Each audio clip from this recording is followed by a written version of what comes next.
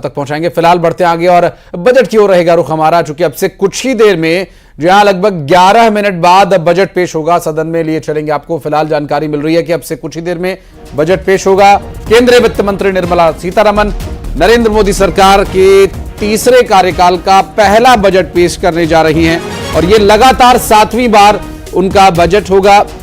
बतौर केंद्रीय वित्त मंत्री निर्मला सीतारमण अब से कुछ ही देर में बजट पेश करेंगी। लगभग 10 मिनट से भी कम का समय रह गया है और यहां जब हम आपको लिए चलेंगे 11 बजे सदन शुरू हो जाएगा और अब से कुछ ही देर में तस्वीरें भी आपको दिखाएंगे और बजट भाषण भी सुनवाएंगे। केंद्रीय वित्त मंत्री निर्मला सीतारमण करेंगी बजट पेश और इस बजट में क्या है आपके लिए, सबके लिए, आम जनता के लिए, महिलाओं के लिए और युवाओं के लिए, किसानों के लिए, ये सभी सवाल जिनका जवाब अब से महज 10 मिनट के भीतर मिलने वाला है और अब से कुछ ही देर में बजट भाषण पढ़ेंगी वित्त मंत्री निर्मला सीतारमण। मोदी सरकार के तीसरे कार्यकाल का ये पहला बजट जिसे पेश कर रही हैं केंद्रीय वित्त मंत्री निर्मला सीतारमण, जिनका ये 7वां बजट होगा। देश की आर्थिक जिम्मेदारी इस वक्त उनके हाथों में। इस बजट पर काफी कुछ निर्भर करता है और इसके लिए काफी मशक्कत, काफी मेहनत और लोगों के उस मनोभाव को, उनकी आवश्यकता को समझना भी जरूरी है कि उन्हें क्या चाहिए और क्या मिल रहा है। बहरहाल इस पर भी चर्चा करेंगे आगे। फिलहाल आपको बता दें कि अब से कुछ ही देर में बजट पेश होने जा रहा है और अमित श्रीवास्तव जी कांग्रेस प्रवक्ता हमारे साथ जुड़ गए हैं। ब्रजगोपाल लोया जी हमारे साथ हैं, बीजेपी के प्रवक्ता डॉक्टर देवेंद्र विश्वकर्मा जी हमारे साथ अर्थशास्त्री हैं। एक एक रिएक्शन पहले मैं अपने सभी मेहमानों का ले लेता हूं। बहुत स्वागत है अमित जी आपका। अभी की जो स्थिति है वो बजट को लेकर बहुत सारी उम्मीदें, बहुत सारे प्रयास सरकार के दोनों ही तरफ से, ताली दोनों हाथ से बजती है, लेकिन इस बार क्या ताली बजेगी, कितनी उम्मीद है इस बजट से? देखिए, मुझे ऐसा लगता है कि अभी कुछ कहने से पहले हमें थोड़ा वेट करना चाहिए। It's too early to say anything right now. लेकिन मुझे लगता है कि पूर्ववर्ती सरकार के समय जब हमने देखा है कि जब ये बजट पेश होते थे और आज सीतारमण जी जिस प्रकार से एक रिकॉर्ड स्थापित करने जा रही हैं कि 7वीं बार वो बजट पेश करेंगी।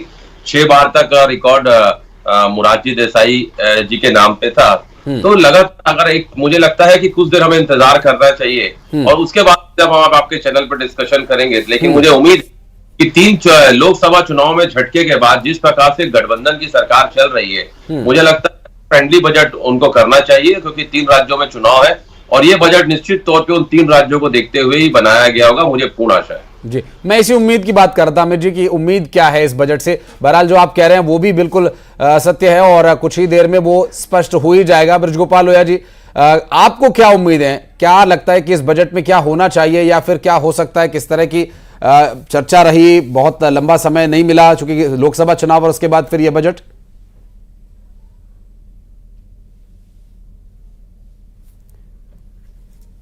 ब्रजगोपाल जी तक लगता है आवाज नहीं पहुंच पा रही है। देवेंद्र विश्वकर्मा जी हमारे साथ मौजूद हैं। देवेंद्र जी, बजट में जो बातें आम लोग जिन्हें बहुत ज्यादा नहीं समझ है, उन्हें लगता है कि कुछ महंगाई ही कम हो जाए, लेकिन इन्फ्लेशन का असर कैसे कम करेगी सरकार? तो इस घाव को कम करने के लिए टैक्स में छूट दे देती है सरकार।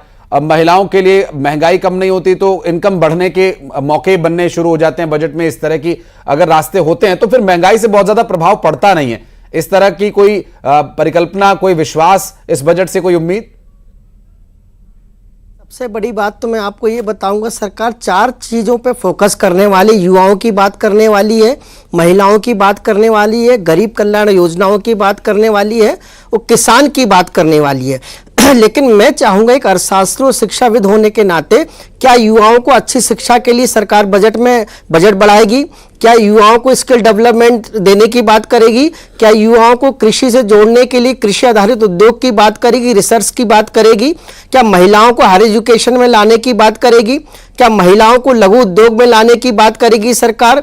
किसान कल्याण की बात करना नहीं, छोटे किसानों के लिए सरकार क्या करने वाली है? ड्रोन टेक्निक तो सरकार ने ला दी है, लेकिन वो बड़े किसानों के लिए आज छोटे किसानों को क्या फायदा देने वाली है हमको देखने की आवश्यकता है।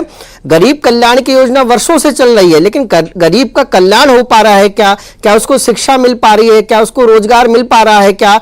मुझे लगता है कि सरकार को एजुकेशन में, रिसर्च में, इनोवेशन में और एग्रीकल्चर रिसर्च में बहुत काम करने की आवश्यकता है। सरकार किसी पे, आम व्यक्ति पे बर्डन नहीं बढ़ाएगी इस बजट में मुझे लगता है, लेकिन 2023 में 13 लाख युवा देश के बाहर एजुकेशन के लिए गए हैं। ये ठीक नहीं है देश के लिए। ये 13 लाख युवा जो बाहर गए हैं वो देश का पैसा लेके बाहर गए हैं, ये उच्च वर्ग के युवा थे। तो क्या हम अपने युवाओं को देश के अंदर अच्छी शिक्षा नहीं दे पा रहे हैं? रिसर्च किसी भी देश के विकास की बहुत बड़ी भूमिका निभाता है। रिसर्च, एग्रीकल्चर में रिसर्च की आवश्यकता है। आप देखिए जमीन के जो लैब है, जमीन के टेस्टिंग के लैब है, सॉइल के टेस्टिंग के लैब है, ये कब गांव-गांव तक पहुंचेंगे? आज भी ग्राम पंचायतों में, ग्राम पंचायतों की हालत ठीक नहीं हुआ, इंटरनेट की व्यवस्था नहीं है, वह लाइट नहीं है। आज भी आंगनबाड़ी कार्यकर्ताओं के भवन आप देखिए, क्या पंचायत लेवल पे स्वास्थ्य कार्यकर्ता आएंगे क्या? तो ये सब अनेक बातें। और सरकार वित्तीय घाटा अपना कैसे कम करेगी? क्योंकि अगर वित्तीय घाटा सरकार कम नहीं करेगी तो सरकार के बजट का लगभग 30 से 35% उसके ब्याज देने में जा रहा है, पेंशन में जा रहा है, इंटरेस्ट में जा रहा है। तो ऐसा अनेक बिंदु पे आज सरकार को तय करना है। लेकिन मुझे लगता है निश्चित रूप से भारत विकसित भारत की ओर है। सरकार की प्राथमिकता युवा है, महिला है, गरीब है और किसान कल्याण है। लेकिन ग्रामीण विकास में सरकार को मनरेगा का बजट बनाना पड़ेगा। अभी आप देखिए मनरेगा की परिसंपत्ति का पैसा लोगों को नहीं मिला है, जो सामग्री का भुगतान नहीं हो पा रहा है। मनरेगा की मजदूरी बढ़ाने की आवश्यकता है। लगभग 240 रुपए, 250 रुपए मनरेगा